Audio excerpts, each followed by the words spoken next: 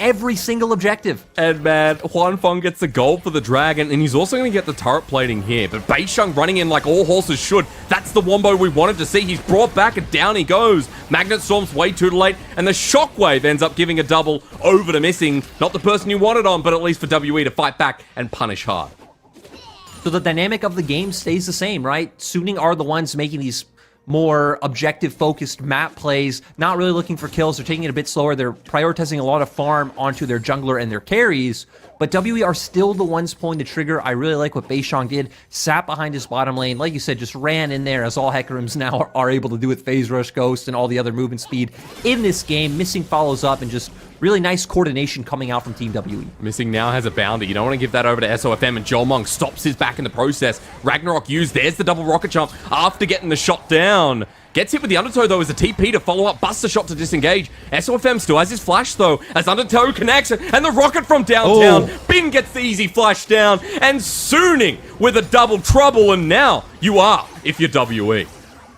WE thought they were punishing SOFM, but Suning in response realized, hey, our top lane turret's almost gone. Let's just overload the bottom side of the map, maybe get a TP out of Breathe, or even just outright get this objective. But I love what SOFM's doing, just forcing in that wave bot. The other 4 members going to defend mid. He's going to be walking across from the bottom side all the way through for a potential flank. WE grouping up behind the Herald, who will help get the mid lane turret. As it goes down, Missing sets up the engage onto On. Dissonance follows with a lot of damage as well. And as Herald falls down, SOFM now... I think for their composition, it's fine as well when we've highlighted, hey, the later this game goes, it does feel a bit better for Suning. I don't want to discount WE by any means, because they do have a Tristana, they do have an Orianna, and they do have a nice, I'd say, ball delivery slash womp. Both teams right now starting to make that play where they're fighting for vision control over the bottom half of the river. It is 140 until Drake, hang on. Camera pans away at the wrong time. Beisheng stops SOFM's back, but his whole team was waiting for it. That was a ruse, and it was Ragnarok. That means SOFM can't just blindly walk in and go for the steal, while Bin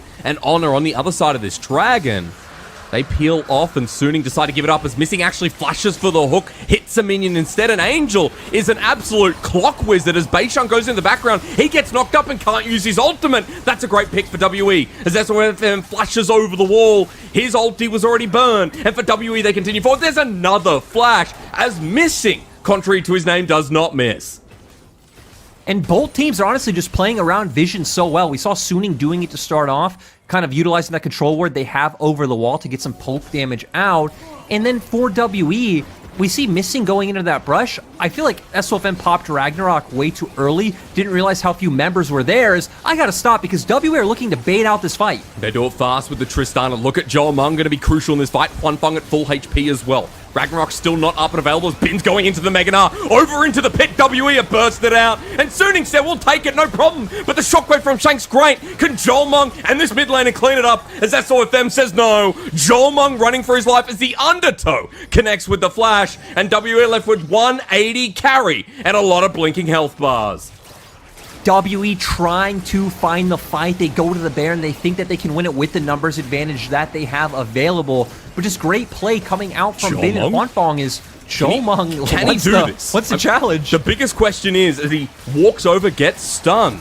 A lot of low health bars again, but Bin has teleported back at full HP. Jolmong at half. But Baron is going to be given over. Suning have the edge in this game. A 3k gold lead and a fight. Great to see from On setting that play up, Bin with the follow-up, and just letting Huanfeng be that big hyper carry. As Beisheng's not done, WE actually starting the fight again. Shockwave hits 3 though. Zillionot will come out. We're about to dance to the Chrono Ship as he comes back, but On has done it again. Gets the Attractor Repel, and now Huanfeng's free hitting.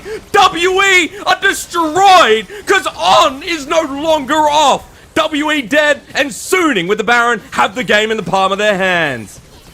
And it's so great to see a rookie like this stepping up. On had all the question marks around him this split, but 2 amazing engages this game set up Suning for the win.